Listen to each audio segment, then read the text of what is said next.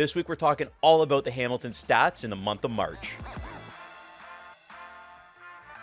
Welcome back, everybody, and thank you so much for joining me. It is an absolute pleasure to have you tuning in once again this week. But what do you think happened this month in March? That's how I want to open, because I was a little surprised by some of the numbers. So go down to the comments right now and drop what you think, because I'm curious to see what the general impression is of the market right now with the public compared to what I see going on. My name is Justin Little, and I'm a local real estate agent in Hamilton, Ontario, and I love making educational videos about real estate. If you find any value in this video at all, be sure to click the like button, and that way it gets this video in front of other people that want to watch it as well. Be sure to subscribe if you want to join our growing community. And lastly, if you're looking to get a hold of me directly, you can use the link in the description below to book a call with me at a time that is convenient for you. But let's get into this. What exactly is going on in March? So let's go right off the bat. Bang. Residential average sale price is down to $793,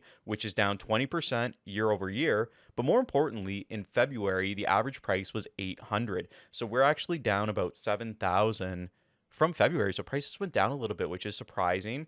However, when you think about it, all of our peak months for the last, probably since 2020, has been February. February is when we have seen a tremendous amount of sales and prices. And I think it has to do with buyers wanting to itch to get into the market, and there just not being a lot of inventory out there. So you have a lot more people competing for a smaller amount of properties. Whereas in March, we start to roll into the spring market and a lot more properties come up for sale. But yeah, average price is down $7,000 month over month, 20% year over year. Let's move to the sales over here. So total sales in the month of March was 624. They are up.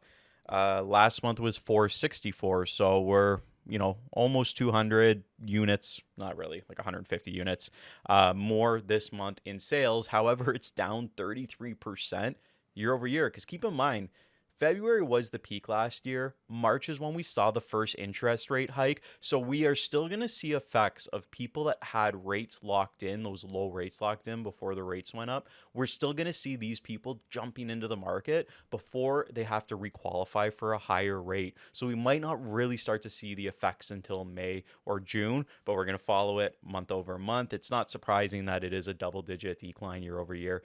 I'm feeling it. There's not a lot of houses out there. And in fact, it did result in some competition last month. You can watch last week's video all about that. Now, another thing to point out, the 624 sales is still the lowest reported sales in a March in over a decade. So we have slowed down. That's crazy. In over 10 years, amount of new listings, we had 928 listings hit the market. Last month, we had 736. So this is what I was talking about when I was saying we tend to see higher prices in February because there's not as many houses on the market as there is in March and April when you start to hit the spring market. So sometimes you do see a higher price point, and this is reflected right there. We have almost 200 new listings that hit the market, which I guess was almost counterbalanced by, the additional sales that we saw. The inventory, so this is what's currently sitting in March, it was 1,019 compared to 990. So inventory levels haven't really changed. It seems like a lot of the new listings that have come into the market are getting scooped up, but we do still have some left over and sitting. But look at that, 41% higher the inventory this year compared to last, which of course, supply and demand was huge last year, supply was low, inventory levels were just getting gobbled up. Moving on to months of supply now. If you follow me every month and you watch these videos, you're going to notice that this is quite a low number. So just to refresh you, if you've never watched one of my videos before, the month of supply essentially is how long it would take every single listing in Hamilton to sell if no other listings got listed. So anything from 0 to 3 is considered a seller's market. 3 to 5, 3 to 6, some people interpret differently, is considered balanced. Anything 6 plus, you're definitely in a buyer's market. So one thing to note, 1.6 months is very low. Year over year, it's high compared to what we've seen, but this number has been going down since January. Last month, it was 2.1. It was almost 3. It was 2.9, I think, in January, down to 2.1 now 1.6. What does this tell me? We are flushing back into a seller's market, which I'm definitely feeling it. I had clients go in on a property in Ancaster. It had 13 offers on it. We made an offer on another one. It had 3 offers on it. I had clients a few weeks ago go in. There was 24 offers. So the seller's market is coming back, and it's coming back pretty quickly. We're seeing this months of supply drop pretty substantially. So we are well back into a seller's market. Average days on market, however, is 27.6 compared to 31.2. Now, I know that doesn't seem like a big drop, but that is quite a significant amount of days, 4 days, 5 days sooner. So 27.6, we're seeing basically houses sell faster. They're just not sitting on the market for as long as they were.